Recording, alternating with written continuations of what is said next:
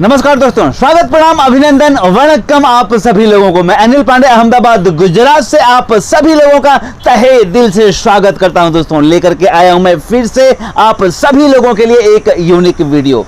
दोस्तों, पैनल को लेकर के, एलसीडी पैनल को लेकर के काफी भ्रांतियां, काफी कंफ्यूजन हमेशा आप सभी लोगों के मन में रहते हैं। और अगर पैनल में कहीं शॉर्टिंग हो रही है तो वन बाय वन सारी आईसियां बदल डालने का प्रयास कई लोग कर देते हैं, परंतु शॉर्टिंग तब भी नहीं निकलती है। तो पैनल के इस कंफ्यूजन को समझेंगे आज एक नए अंदाज में, एक नए तरीके से। क्या सारी शॉर्टिंग की वजह आईसी होती है? क्या हमेशा पीएफ ही शॉर्ट होता है या कुछ और भी? तो आज के इस वीडियो में आप देखेंगे कि शॉर्टिंग से संबंधित एक नया एहसास, शॉर्टिंग से संबंधित एक नई जानकारी आज के वीडियो में। तो चलें हम बढ़ते हैं अपने सेट की तरफ। तो देखें दोस्तों, ये एक सेट है, एचडी रेडी का सेट है। और पैनल नंबर अगर मैं आपको बताऊं तो यहाँ पैनल नंबर लिखा है HV320WX2-201। यहाँ आप देख सकते हैं पैनल नंबर। अब इसमें जो प्रॉब्लम है वो मैं आप सभी लोगों के साथ शेयर करना चाहूँगा। देखें, ये पैनल नंबर है और इस पैनल नंबर के साथ में हमें ज़रूरत है इस मीटर की मैंने लाइट चालू कर दिया है और इसको कंटिन्यूटी मोड पे हमने रखा है। और तो देखें, ये सेट हमारे सामने है और इस सेट का सिम्टम्स हम सबसे पहले देखेंगे। तो दोस्तों, मैं यहाँ दिखाना चाहूँगा। सबसे पहले हमने मेंस कोड लगाया और मेंस कोड लगा करके सेट हमने ऑन किया यहाँ से। अभी देखें, मैं फिर से ऑन करता हूँ।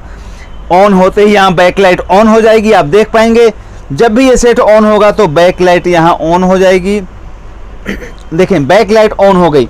अब बैक लाइट ऑन हो गई तो अगर पैनल से संबंधित प्रॉब्लम है तो हम पहले सिम्टम्स देख लेंगे। कुछ भी आ नहीं रहा है।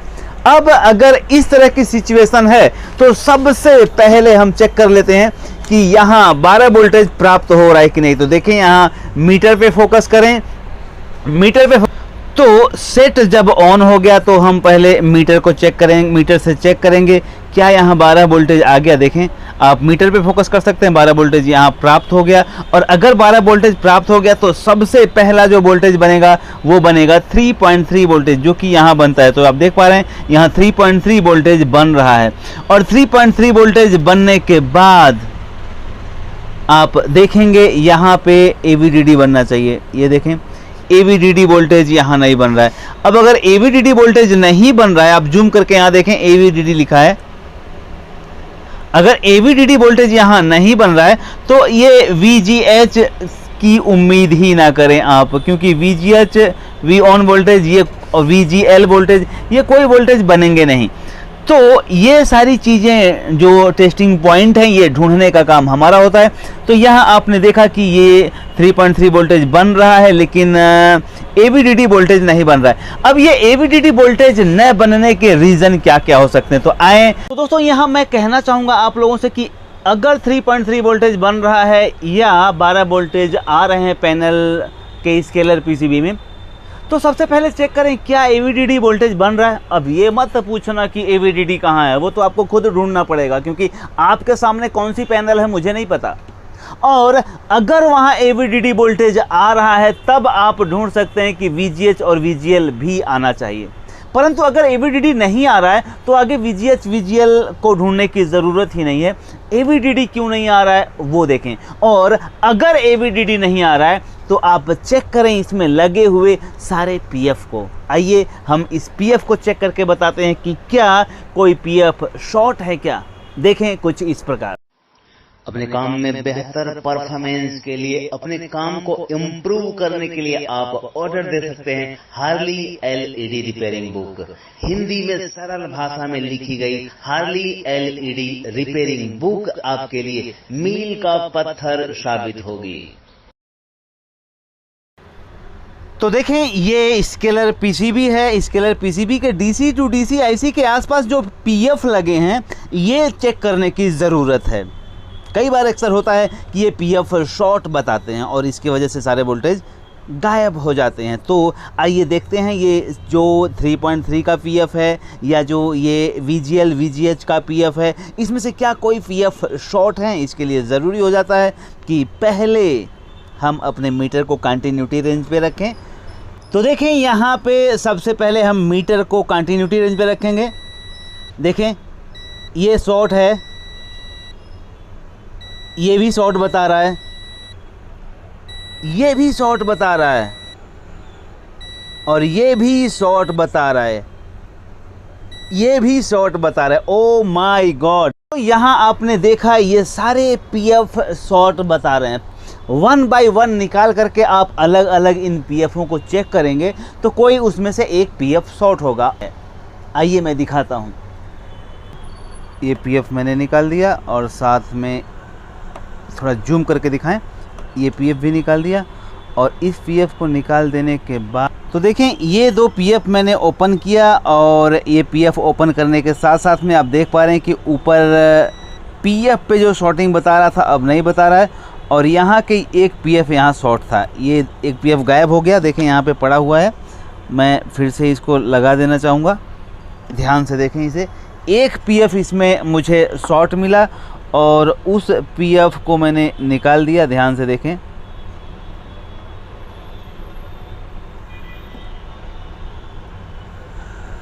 जी यहाँ मैंने देखिए ये पीएफ लगा दिया वापस और ये पीएफ भी लगा दिया। अब यहाँ आपने देखा कि यहाँ ये एक पीएफ शॉर्ट था।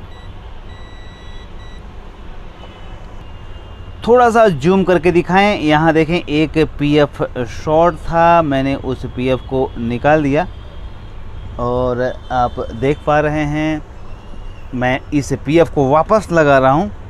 देखिए कुछ इस प्रकार।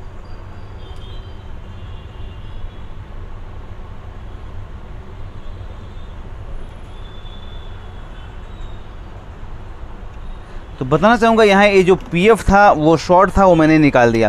अब जो शॉर्टिंग वाला पीएफ था निकाल दिया, उसके बाद देखते हैं क्या यहाँ शॉर्टिंग हट गई। देखें यहाँ अब शॉर्टिंग हट गई, ये पीएफ शॉर्ट था और इस तरह से बहुत पैनल में प्रॉब्लम आते हैं। तो यहाँ ये पीएफ शॉर्ट था और मैंने निकाल दिया। अब पीएफ शॉर्टिंग पीएफ की वजह से जो शॉर्टिंग बता रहा था वो तो निकल गया, लेकिन अब हम चेक करेंगे क्या वोल्टेज आ गया। देखें हमने सेट को ऑन किया, बैकलाइट शुरू हुई और मीटर को हम रखेंगे DC टू DC रेंज पे और मुझे उम्मीद है कि अब ये वोल्टेज आ गए होंगे सारे, लेकिन परिणाम हमेशा हमारे पक्ष में हो इसकी कोई आपके सामने चेक करता हूँ। मीटर पे ध्यान दें, यहाँ 12 वोल्टेज आया क्या। देखिए यहाँ 12 वोल्टेज आ गया।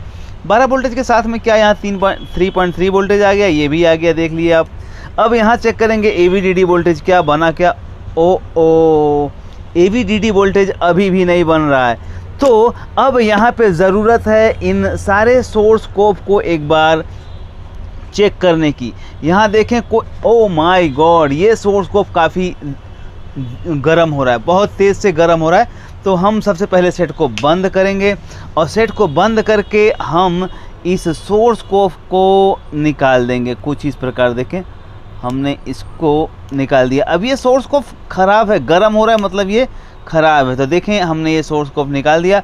अब फिर से हमको चेक करना है कि क्या सोर्स कोप निकाल देने से हमारा AVDD वोल्टेज आया कि नहीं। देखिए हमने चालू किया यहाँ पे और चालू करने के साथ में हम फिर चेक करेंगे कि क्या AVDD वोल्टेज प्राप्त हुआ।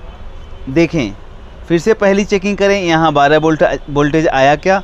फिर उसके बाद 3.3 चेक कर लें और उसके बाद AVDD वोल्टेज चेक करें। देखें यहाँ अभी भी ये जो है AVDD वोल्टेज नहीं आया। तो यहाँ एक स्टेप और मैं बताऊँगा, इस बेल्ट को इस तरह से निकाल दें और बेल्ट को निकालने के साथ में आप इस स्केलर PCB को खोल दें। देखें मैंने ये जो है कॉफ निकाल दिया, मैंने ये कॉफ इसलिए निकाल दिया ताकि गरम जो हो रहा था, गरम हो रहा था मतलब वो कॉफ शॉर्ट है।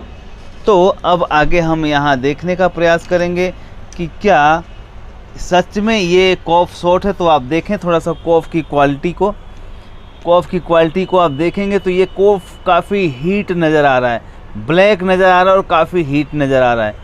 तो इसका मतलब ये कॉफ पूरा शॉर्ट है। और क्या और भी कोई कॉफ शॉर्ट है ये हम देख लें। आप देखें एक नज़र में, ये भी आपको हीट लग रहा है, ये जो कॉफ है ये भी हीट लग रहा है, आप देख पा रहे हैं। उसके बाद अगले कॉफ की तरफ हम आगे बढ़ेंगे। ये कॉफ भी कलर से आप देखें थोड़ा सा हीट लग रहा है। अब इसके बाद लास्ट वाला कॉफ देख लें एक बार। लास्ट वाला कॉफ थोड़ा सा नॉर्मल लग रहा है, ये ख़राब नहीं लग रहा है। शक्ल से देखने से लास्ट वाला कॉफ ख़राब नहीं लग रहा है। तो हमने यहाँ पे जो कॉफ निकाल दिए हैं, ये हीट हो रहा था लेकिन ये कॉफ भी मुझे गर्म लग रहा है। तो हम इस कॉफ को भी निकाल देंगे कुछ इस प्रकार।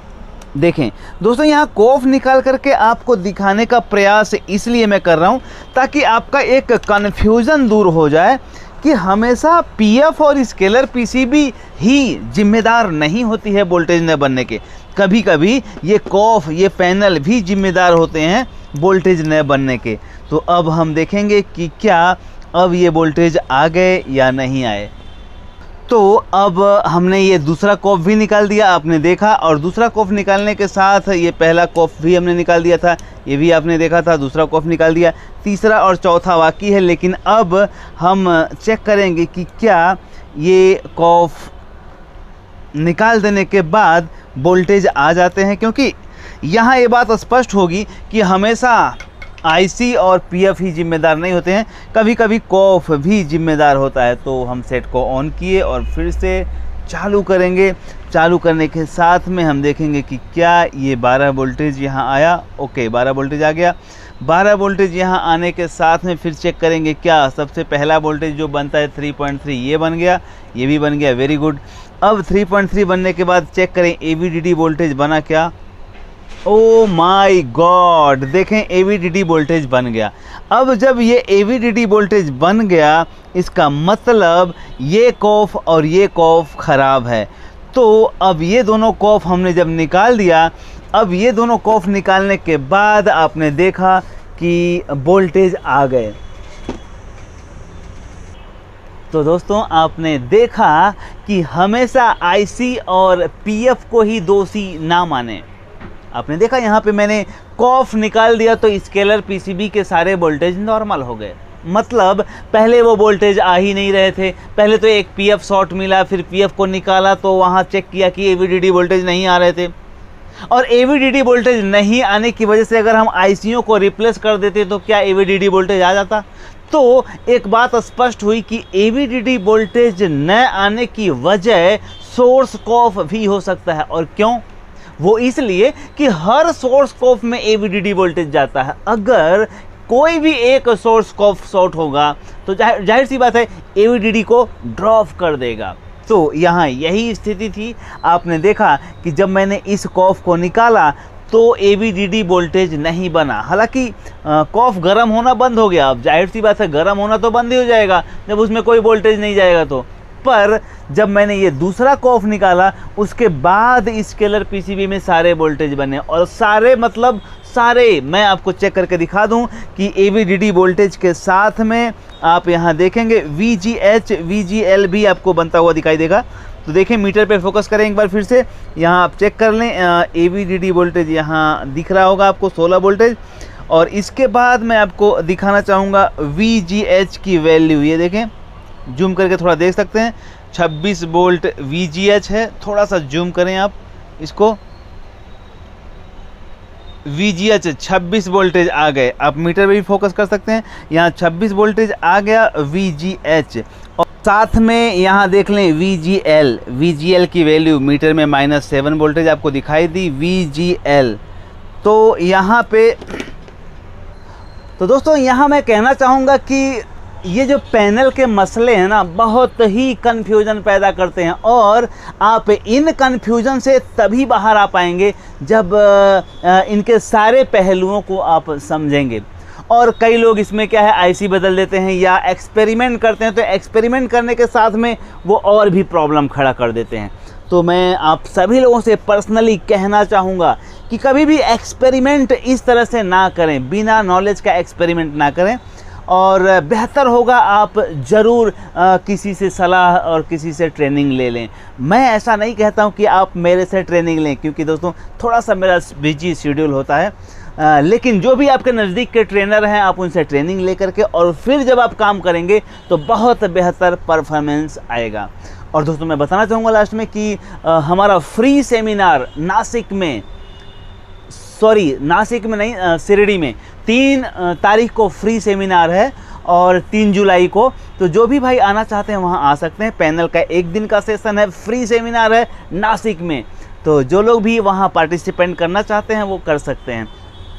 स्क्रीन पे दिए गए नंबर पे आप कांटेक्ट कर सकते हैं। और लास्ट में मैं बताना चाहूँगा आप लोगों को कि अगर आप लोग अपने काम में परफॉर्मेंस बेहतर लाना चाहते हैं तो ज़रूर किसी का मार्गदर्शन लें, ज़रूर किसी किताब का सहारा लें। अगर आपको हिंदी आती है तो मैंने जो बुक लिखी है वो हिंदी में है, उसको भी आप मंगा करके अपने नॉलेज को इम्प्रूव कर सकते हैं। तो ये था आज का वीडियो, और आज के वीडियो में ये पता चला कि हमेशा जिम्मेदार पीएफ और आईसी नहीं होती हैं। लास्ट में मैं कहना चाहूँगा आप सभी लोगों से, गलत व्यक्ति कितना भी मीठा बोले आपके लिए एक दिन बीमारी ज़रूर बनेगा, लेकिन सच व्यक्ति कितना भी कड़वा बोले वो हमेशा आपके लिए औषधि की तरह काम करेगा। तो हमेशा अपने परायों में सच और गलत का फासला बना कर रखें और देखें जो कड़वा बोलता हो लेकिन सच बोलता हो उसका साथ कभी ना छोड़ें। प्रणाम। अपने काम में बेहतर परफॉर्मेंस के लिए, अपने काम को इम्प्रूव करने के लिए आप ऑर्डर दे सकते हैं हार्ली LED रिपेयरिंग।